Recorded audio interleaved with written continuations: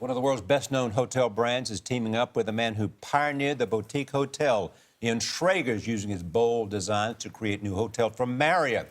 It is a marriage that no one saw coming, and perhaps Schrager himself. The latest property from Marriott and Schrager opens this week in London. You're seeing it first on CBS this morning. With us now, the aforementioned Schrager and Marriott CEO Arne Sorenson. Welcome. Thank you. So what's this all about, this combination between this boutique genius and this sort of large international hotel chain? I think it's a marriage of extraordinary skills. Really? So Ian brings this keen eye for a special boutique experience around design, and he can describe it better than I can, so I'll let him do that. But it's a place where he's been playing for a long time. Marriott brings a real discipline around service, scale, the power of reservation systems, reward systems, real service culture. And you marry that culture with that ethos that Ian brings, and we think you can have it all. Beyond London edition, just tell us what it is that you think a great hotel ought to do and be. Elevated experience. Make it special. Make you feel great. Invisible design. How do you do that? What do we want to build special? Well, it's a kind of alchemy that happens, a spark that happens by massing all the details. An alchemy happens and you walk in there and you feel really special about it. Yeah, you can get a feeling, I think, sometimes, Ian, when you walk into the lobby of a hotel where you go, I want to stay here. But I'm wondering how this dating actually started, because years ago, Ian Schrager, you said, the Marriott hotels is like the Walmart of hotels. When you compare it to Walmart, no matter what you think of the brand, you have to respect it because you want to wow people, give them an experience. Do you feel differently now about Marriott? You must. Well, I do, because now I've learned that when you combine their expertise and their execution with the creativity, it's kind of 1 + 1 makes 3, and it's incredibly exciting for me. But this is the thing, guys, you never think of Marriott as trendy or hip. You, Ian, are considered very hip and very trendy. So how do you mold the two together to make it the Ian way? Arne Sorenson, who's leading this company.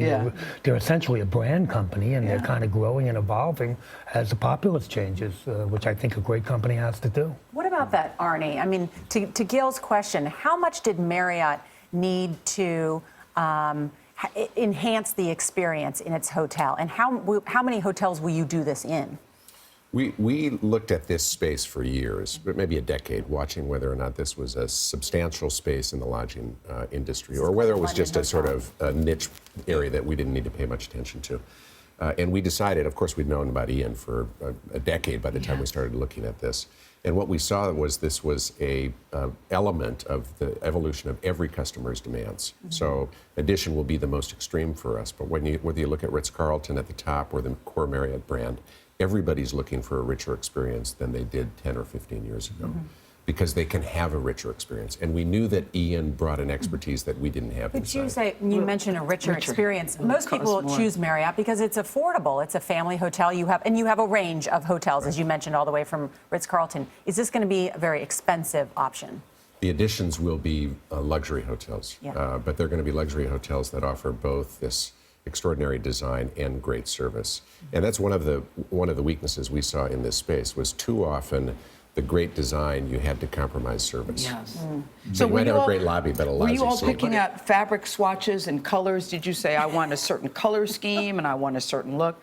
Fabric is very important, Ian. You know exactly what I mean.